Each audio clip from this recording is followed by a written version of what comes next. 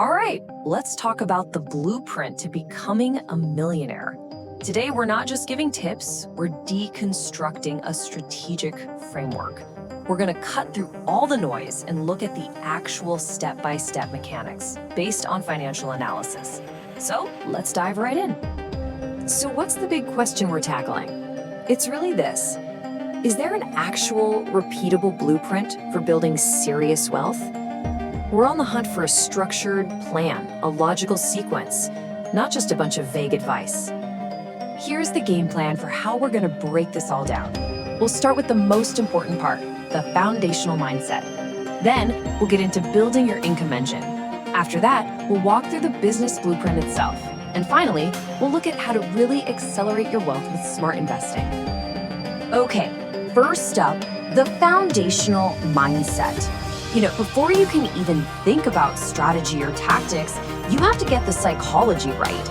And according to experts, it all starts by avoiding 3 really common traps that completely derail most people before they even get started.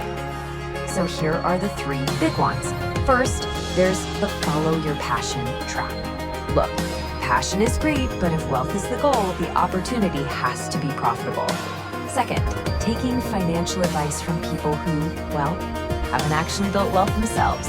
And third, and this is a huge one, getting sucked into low value activities. Your time is your #1 asset, and this entire framework is built on investing it wisely. Okay, let's move on to the second pillar, building your income engine.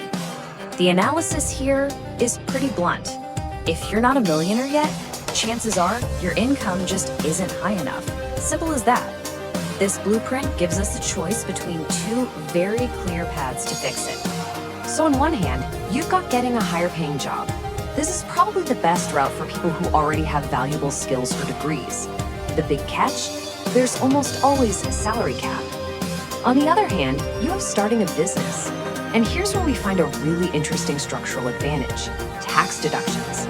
As a business owner, you can deduct ordinary and necessary expenses, things like marketing, software, maybe even a home office. An employee just can't do that. That difference can have a massive impact on how much money you actually keep. Now, for anyone who decides to go the entrepreneurial route, the framework lays out a very specific 6-step process. This isn't about just having a good idea. This is a system, a mechanism for building a business that's actually profitable and can scale. This quote really gets to the heart of a key part of the business plan. Today, getting customers is all about one thing: grabbing their attention. The more attention you can get, the more sales you can make. It's really that direct a relationship. And here are those 6 steps laid out. It all starts with a really honest look at your own skills. From there, you find a real problem in the market that you can solve. Third, you build a business model to solve it profitably. Fourth, and this is so crucial, you market the heck out of it to get that attention we just talked about.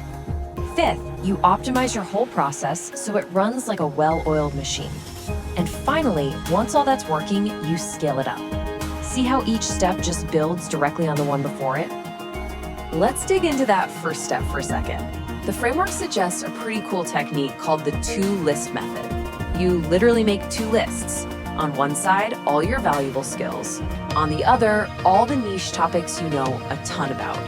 The magic, the business idea, is found right where those 2 lists overlap. Why is that so powerful? Because it combines something you're already great at with the world you already get, which just massively cuts down your learning curve and makes you sound way more authentic. All right, so once that income engine is really humming along, the blueprint shifts to the final stage, wealth acceleration. This is where you take that money and you put it to work in investments that are designed for growth. And this is just as important, tax efficiency. The recommended starting point, the baseline investment, is a simple S&P 500 index fund. The idea here isn't to get rich quick.